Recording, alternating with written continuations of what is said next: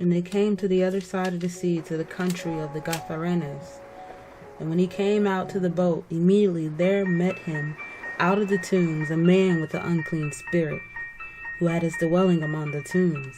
And no one was able to bind him, not even with chains, because he had often been bound with shackles and chains, but the chains had been pulled apart by him, and the shackles broken in pieces, and no one was able to tame him.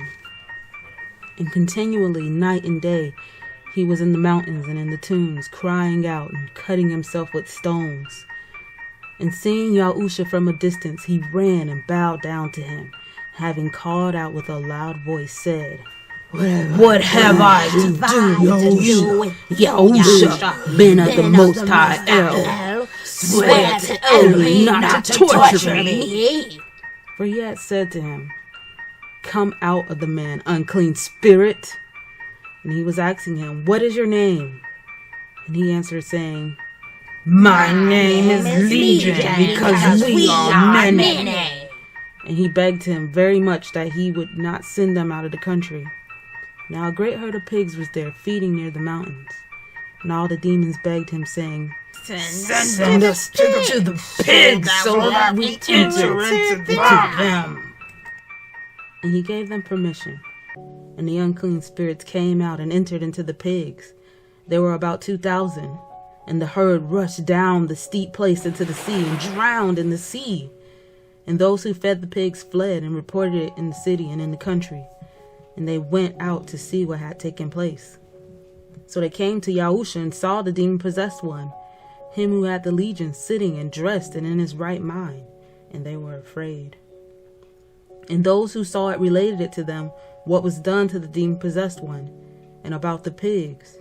And they began to plead with him to leave their borders. And as he was entering into the boat, he who had been demon-possessed begged him that he might be with him.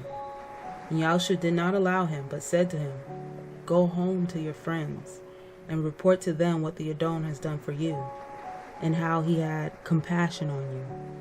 And he left and began to proclaim in Decapolis all that Yahusha had done for him, and all marveled.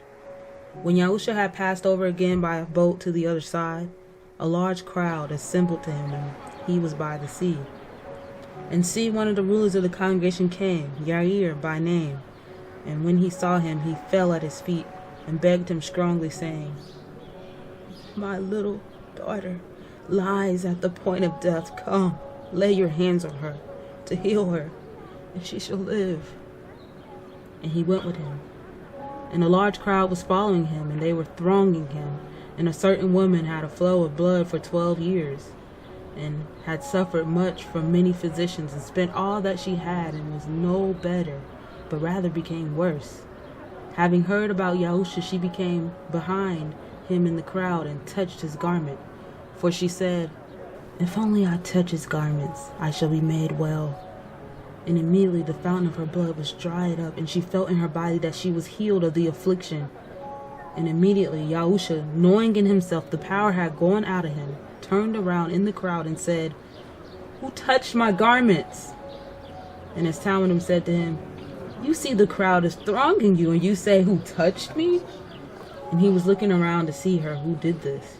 And the woman, fearing and trembling, knowing what was done to her, came and fell down before him and spoke to him all the truth. And he said to her, Daughter, your belief has healed you. Go in peace and be relieved from your affliction. As he was speaking, they came from the ruler of the congregation, saying, Your daughter is dead. Why trouble the teacher any further? But having heard the word that was spoken, Yahusha said to the ruler of the congregation, Do not be afraid, only believe. And he allowed no one to follow him except Ch5 and Yaakov, and Yohanan the brother of Yaakov.